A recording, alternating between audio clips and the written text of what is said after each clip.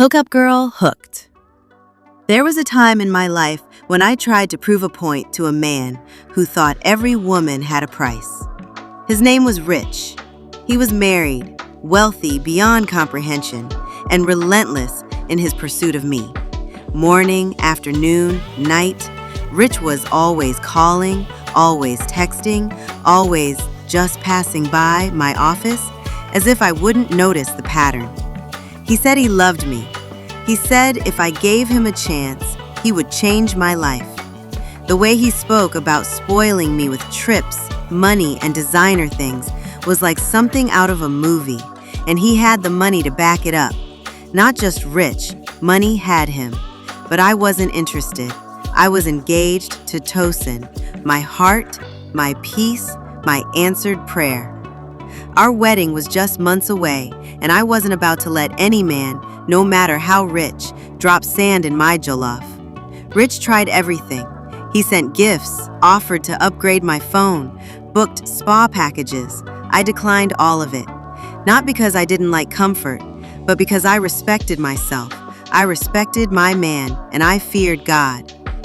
One afternoon, Rich came to my office for official matters. He was processing documents for a land acquisition. As I attended to him, I reached into my drawer and handed him my wedding invitation. He looked at it, then looked at me. "Congratulations, Neka," he said. "Your fiancé is a lucky man." I smiled. "Why do you say that?" He leaned forward, looked me dead in the eye, and said, "Because you had every reason to say yes to me, but you didn't. Most women would have taken everything and still spent the weekend." Then he added, "If you had accepted just one gift from the beginning, I would have slept with you." I laughed. He spoke as if that would have been an achievement. "Even if I had accepted everything you offered, Rich," I said, "you still wouldn't have touched me. You don't qualify." He gave me one of those smug smirks that could annoy a saint, but I saw it in his eyes. I had bruised his ego. I should have stopped there. But the fire in me wanted to sting him more. So I said, "I have a friend who will collect everything from you and still leave you frustrated. You men think money can buy anyone." Rich raised an eyebrow. "Introduce me to her," he said. "Tell her I love her. In fact, tell her I'm married. I don't mind. Let's see who's really playing who." At first, I hesitated. "I don't joke with my best friend," I said. He shrugged, then warned her. "Tell her I'm a player, but give me her number." So I called Amaka, my best friend. "Baby girl," I said, "one of my clients is disturbing me. Rich. He's married, loaded, and proud. He wants me to link him up with someone. I want you to teach him a lesson, collect his money, waste his time, and ghost him." Amaka laughed. "Ah, Neka, you know me nah. I'll chop his money and block him. Simple." That was all I needed. I sent her number to Rich. He didn't waste time. He called that same evening. "Hi, I got your number from Neka. I think you're beautiful. I just want to be your friend." Amaka replied. "I don't deal with married men." "No pressure. He said. Let's just talk." She called me immediately, gave me the update. I reminded her again, "Please don't fall my hand." She said, "Neka, relax. I'm just here for the spoils." Days later, on her birthday, he asked for her account number. She sent it. 5 million naira. That was the alert she received. Not 500,000, not 1 million, 5 million. Amaka called me screaming, "Neka, Jesus, this man is serious, oh?" I laughed. Small test money. She shouted, "Test quoi?" The next day, she got gifts at her office, designer handbags, perfumes, heels, clothes, and a massive bouquet with a note that read, "Happy birthday, sunshine." Even her coworkers started calling her First Lady. Then came the trip. Rich booked her a flight to Lagos. First time Amaka ever flew on a plane. She sent me videos like a child on her first excursion. He lodged her in a 5-star hotel. He didn't touch her, didn't try to, stayed in a separate suite. She called me and said, "Neka, this man is different." When she returned to Enugu, another 5 million alert dropped, alongside a brand new iPhone 15 Pro.